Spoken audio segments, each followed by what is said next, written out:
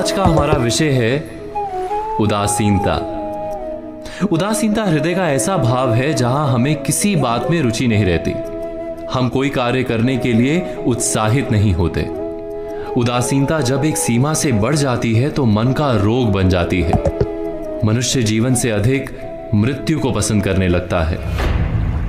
हम सब जीवन में कभी ना कभी उदासीनता का अनुभव अवश्य करते हैं। मन निराशा से भर जाता है और हम कार्य का त्याग कर बैठते हैं। अधिकतर हमारी उदासीनता कुछ समय के लिए ही होती है, इसलिए उससे होने वाली हानि को हम पहचान नहीं पाते। किंतु उदासीनता धीरे धीरे आदत का रूप धारण कर लेती है और हम बार बार उदासीनता के कारण हाथ में लिए कार्य अधूरे छोड़ देते हैं। क्या हमारे सबके साथ ऐसा नहीं होता? तो वास्तव में उदासीनता क्या है? इसका जन्म कहां से होता है? इससे छूटने का उपाय क्या है? उदासीनता वास्तव में मन की ऐसी स्थिति का नाम है जब हमें अपनी तकलीफों, अपनी कठिनाइयों का कारण बाहर दिखाई देता है। हम कहते हैं कि समाज बुरा है, नौकर या स्वामी गलत है, पति या पत्नी का बर्ताव अनुचित है, जीवन की परिस्थितियां प्रतिकूल है, वक्त हमारा साथ नहीं दे रहा, वगैरह वगैरह। और जब दुख का कारण बाहर होता है तो उसको बदलने का हमारे पास कोई मार्ग नहीं होता। क्या ये सत्य नहीं? हम समय को किस प्रकार बदल सकते हैं? परिस्थितियों में कैसे परिवर्तन ला सकते हैं हम? अर्थात हम स्वयं को निस्सहाय मानने लगते हैं और वहीं से उदासीनता का जन्म होता है। क्या ये सत्य नहीं? प्रश्न ये है कि क्या हमारी सारी विपदाओं का कारण बाहर है या स्वयं हमारे भीतर है? क्या हमारी सारी विपत्तियां, हमारे बुरे हालात क्या दूसरों के कारण है? क्या हमारा परिवार हमारा शत्रु है? क्या समाज दुश्मन है?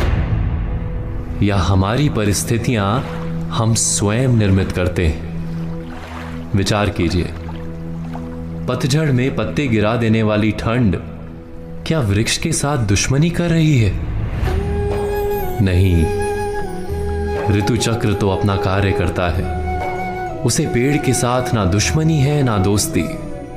ऋतु चक्र के अनुकूल हो जाना वृक्ष का कर्तव्य है। ठीक वैसे ही समाज कभी किसी व्यक्ति का ना मित्र होता है ना शत्रु।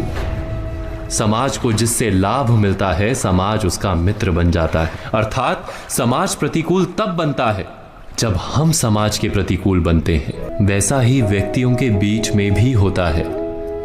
हम जिसे प्रेम करते हैं वो हमें प्रेम देता है, हम जिसे लाभ देते हैं वो हमें लाभ देता है। हमारे हालात बदलने के लिए हमें स्वयं अपने आप में परिवर्तन करना पड़ता है। इतना समझ लेने पर स्वयं में परिवर्तन करना कठिन नहीं। अर्थात जीवन में उदासीनता का कोई कारण ही नहीं, केवल अपने आप में परिवर्तन करना पर्याप्त है। अवश्य विचार कीजिएगा, चिंतन कीजिएगा, मनन कीजिएगा।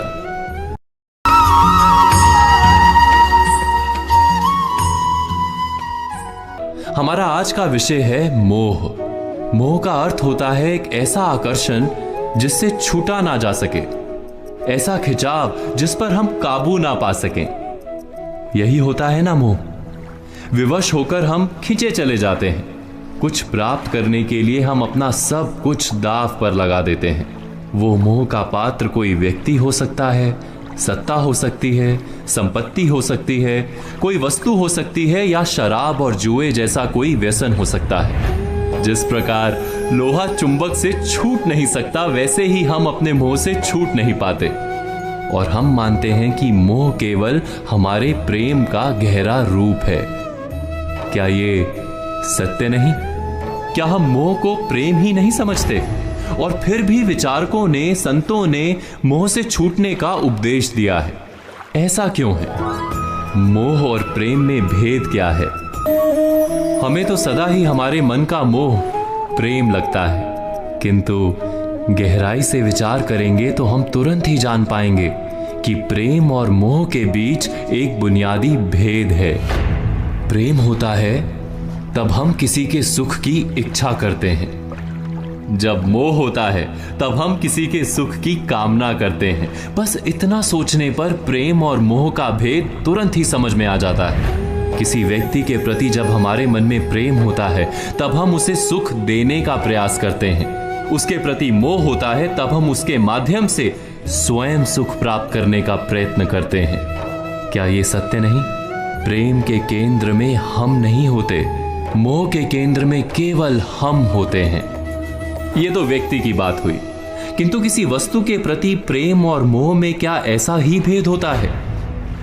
विचार कीजिए, यदि हमें सत्ता और पद के लिए प्रेम है तो हम क्या करेंगे? स्वयं अपने आप को उस सत्ता या पद के लिए योग्य बनाएंगे। किंतु यदि मोह है तो हम उसे प्राप्त करने के लिए किसी भी प्रकार का अनुचित कार्य करने को तैयार हो जाएंगे। संपत्ति के लिए प्रेम है तो हम मेहनत करेंगे, यदि मोह है तो चोरी करेंगे। क्या ये सत्य नहीं? जिस वस्तु या व्यक्ति के लिए हमें मोह होता है, हमारे सारे सुख का आधार हम उसे ही मान लेते हैं। जब वो प्राप्त नहीं होता तो हमारे मन में विक्षिप्तता प्रवेश करती है, जुनून पैदा हो जाता है। रात दिन हम उस व्यक्ति या वस्तु को प्राप्त करने के बारे में सोचते हैं। उसे प्राप्त करने के लिए उचित अनुचित का विचार नहीं करते। यही कारण है कि मोह से भरा व्यक्ति स्वयं को और समाज को हानि पहुंचाता है। क्या मोह से बचना इतना कठिन है? नहीं, मोह से छूटने का सरल सा उपाय है। मोह को प्रेम में परिवर्तित कर दें। अर्थात बस इतना जान लें कि हमारा सुख और दुख किसी व्यक्ति या वस्तु के कारण नहीं हो सकता।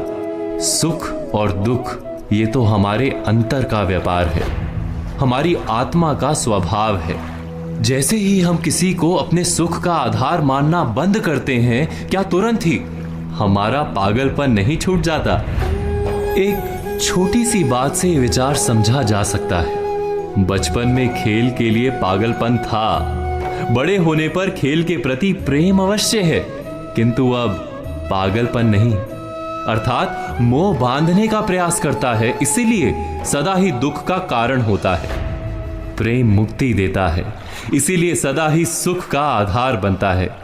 इस पर विचार अवश्य कीजिएगा।